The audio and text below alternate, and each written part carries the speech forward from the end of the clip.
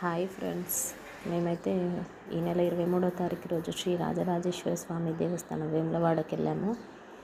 ఎందుకంటే యాక్చువల్గా శాన్వికి ఈ జూలైలో 5 ఇయర్స్ కంప్లీట్ అయ్యి 6 ఇయర్స్ వస్తాయి. సో ఈ లోపే చెవులు కుట్టించాలి అని చెప్పేసి అక్కడికి వెళ్ళాము. యాక్చువల్గా మా అత్తయ్య వాళ్ళకి ఏంటంటే గుడి దగ్గరే చెవులు కుట్టించడం అలవాటు అంట, ఆచారం. అందుకోసమనే అక్కడికి వెళ్ళాము. ఇది వచ్చేసి గుడి మెయిన్ దర్వాజా, ఇంటి నుంచి గుడి లోపలికి వెళ్ళడానికి. చాలామంది తెలిసే ఉంటుంది శ్రీ రాజరాజేశ్వర స్వామి దేవస్థానం వేములవాడ అనగానే. ఇదంతా మన వేములవాడలో ఉండే స్ట్రీట్ షాపింగ్, గుడి ముందట ఉండే చిన్న చిన్న దుకాణాలు అన్నీ. ఇవి వచ్చేసి మనం దర్శనం చేసుకున్న తర్వాత షాపింగ్ చేసుకోవడానికి ఇవన్నీ. ఈ తర్వాత కొంచెం ముందుకు వెళ్తే మళ్ళీ మనకి ఇక్కడ బద్దిపోషమ్మ తల్లి దేవాలయం ఉంటుంది. అమ్మవారిని దర్శనం చేసుకోవడానికి వెళ్ళాము.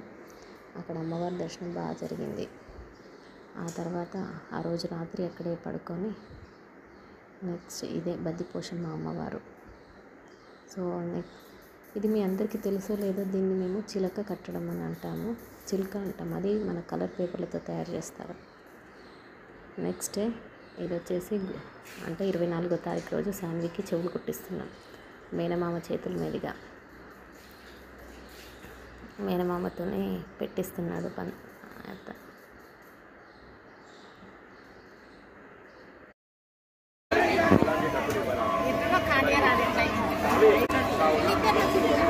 నువ్వు రావు,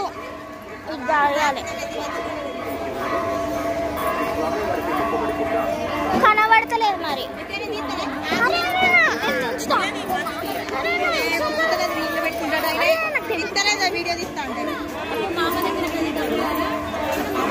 ఫ్రెండ్స్, యాక్చువల్గా ఫస్ట్ చెవులు కుట్టిస్తున్నాం అనగానే హ్యాపీగా ఫీల్ అయింది. ఆ తర్వాత నొప్పి లేసిందో ఏమో, పాపం చాలా ఏడ్చింది. ఒక ఇయర్కేమో గట్టిగా ప్రెస్ చేశారంట, రెండో ఇయర్కి అంతగా నొప్పి లేవలేదులే కానీ ఏడవలేదు. ఫస్ట్ ఇయర్కి చాలా ఏడ్చేసింది.